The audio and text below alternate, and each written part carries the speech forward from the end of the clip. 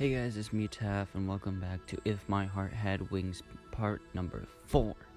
Now if you remember in the last episode, we got to meet two of our childhood best friends and took a look around the school. I'm really hoping to see Miss Alul sometime soon again, because she was kind of epic and it was kind of cool. I'm gonna stop spewing garbage. Please leave a like and consider subscribing. Just consider it. Anyways, let's get right into it, guys.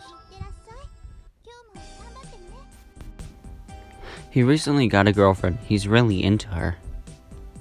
When we were kids, he'd always say, "Oi, Agaha, wait," as he followed us everywhere we went. It's fine. He'll soon go back to how he always is. The guy really likes you, Oi. Don't say it like that. It sounds weird. Really? I think it's cute. While we carried on talking, the bell to mark the end of lunchtime sounded.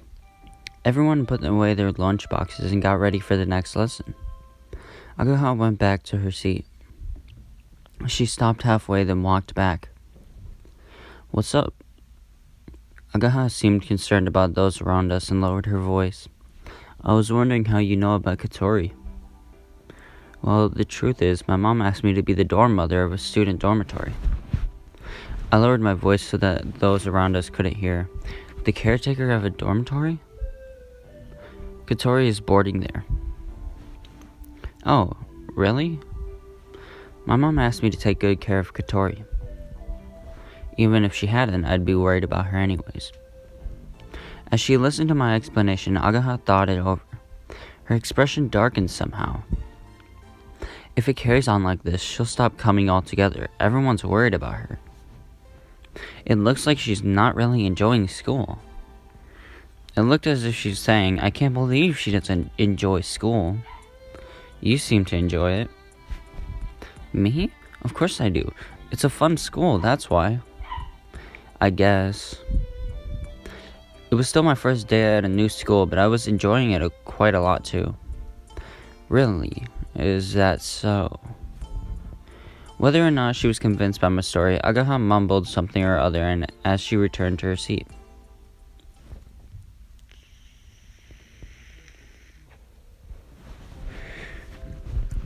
After school, I was alone and was wandering around the school building. This was so that I could take a look at some of the club activities. Film studies, theater club, there's even an RC club. This is, after all, a specialist school. Looking at the playing field from the window in the heat outside, I saw the sports club practicing. Compared to my school, it's pretty calm. The sports club at the school I used to go to were taken so seriously. The sight of training before a match was one of the grueling harshness. Wait, what do I mean my school? I'm a student of this school now. I'll go take a look. Alright. I went down next to the playing field to watch the sports club practicing. Before long, I started to feel a little down, so I left. The doctor said that if it's a light exercise, it shouldn't be a problem. I tried stamping down strongly with my right foot, and there really isn't any discomfort. There, the baseball club, which was returning from the off-campus running course, entered through the school gates. "Hey, Minase, it's you, Minase, isn't it?" The one calling me was an old acquaintance. "It's you, Taguchi. It's been a long time. So you came back. Have you decided which club you want to join?" "No, not yet. I'm going around taking a look right now." "Join the baseball club. You become a regular in no time." When I was a kid, I often played baseball in the park. Some of the guys in the group that were my teammates or on the other team were in the baseball team. "I'll think about it."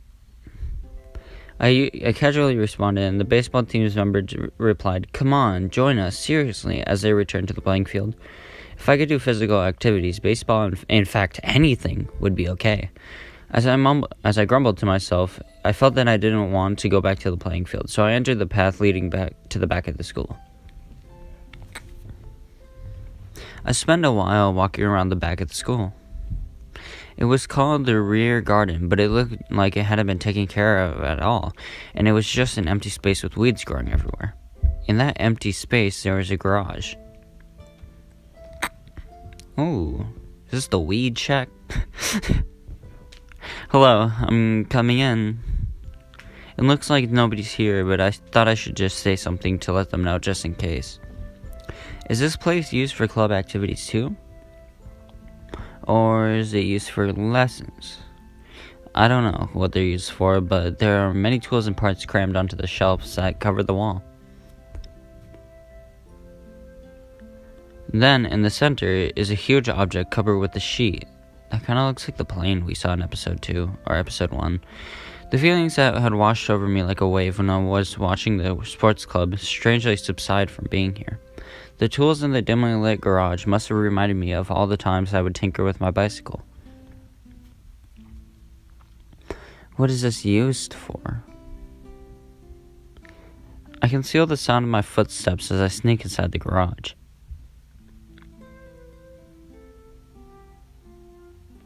It's pretty spacious. There's a tea set too. There was no doubt about it. Someone was using this place. I get a strange sense of activity. I guess it must be one of the clubs. Whoa! What's whoa? There's someone here. Oh, it's a woman. Goddamn, another one. I was so surprised it felt like my heart was going to jump out. The person over there seemed not to have noticed me at all. I'm not sure if you could call it a drawing board, but as she stared at the plans that were placed there, she was kind of groaning. I'm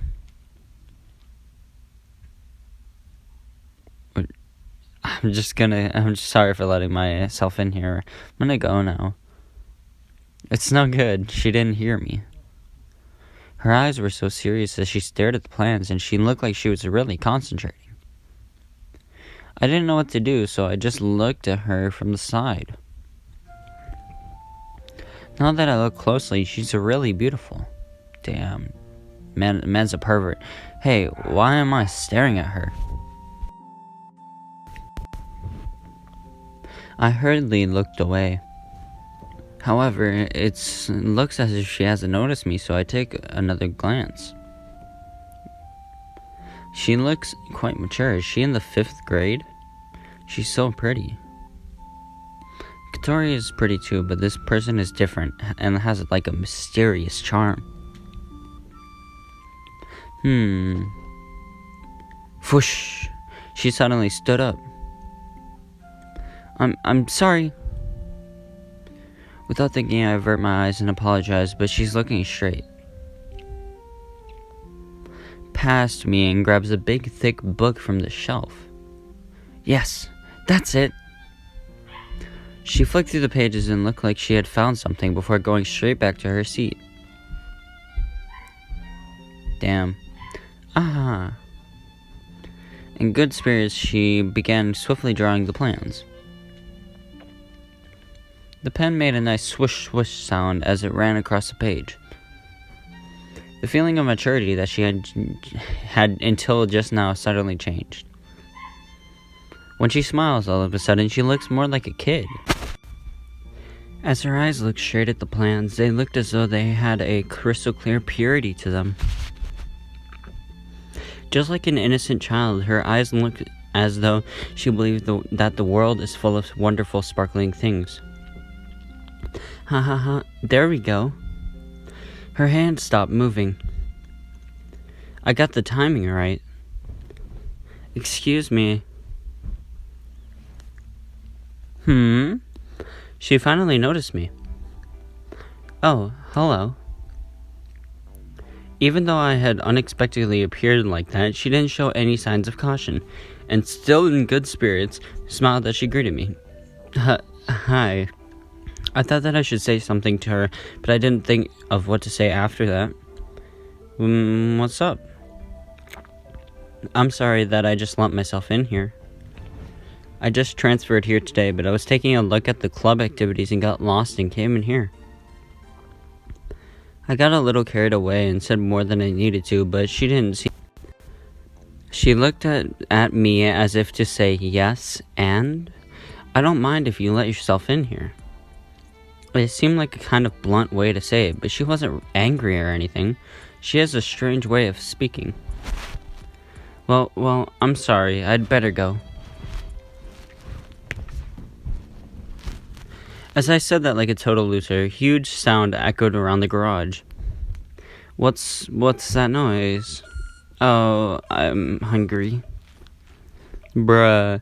With the lack of energy in her voice, the beautiful girl before me held her stomach and fell down onto the drawing board. Was that the sound of your stomach just now? We're inside the garage, so the sound echoed like crazy and sounded like the growl of a monster. Damn. Looks like my body just remembered that my stomach is empty. She seemed to sway as she tried to get up, but she didn't have enough energy, so she slumped back down with her cheek on the drawing board. Would you like to eat this? He's gonna pull out his dick. Oh, never mind. I took some bread out of my bag. I thought I'd get hungry with just a lunchbox, so at lunchtime I bought some melon bread. Wow. Her eyes shone as if she were an explorer who had discovered treasure in a cave in some unexplored place. Are you sure? Go ahead. Thank you! She took the melon bread, opened the wrapper immediately, and bit into the contents. She was getting crumbs everywhere, but really looked like she was enjoying it as she devoured it greedily. It's so tasty. I hadn't had any calorie intake for ages. Could it be that she's poor? The fact that she was so ecstatic over something like melon bread actually made me quite worried. She didn't show any signs that she was thinking of my generosity and just ate up the high-calorie melon bread. Whew, that was delicious. She murmured happily. Looking happy as can be, she looked like she was mulling over the taste of the melon bread in her brain. The sugar is going to my brain. She said as she turned back to the drawing board. Then she started drawing the plans again with incredible energy. From the serious look on her face, it seems that she had already forgotten about me. She's strange. Not just a little, but very strange. Okay, well, I'll be off now. Perhaps she didn't hear me? Well, yeah, probably not. I put the melon bread wrapper that she had left behind in my pocket, and I reluctantly left the special atmosphere of the garage behind me.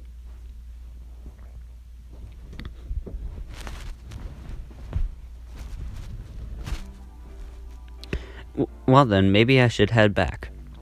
By the time I had finished watching the various clubs, the sky was orange and the sun was setting. Oh, it's Agaha. Oh, there you are. Agaha was at the school gates.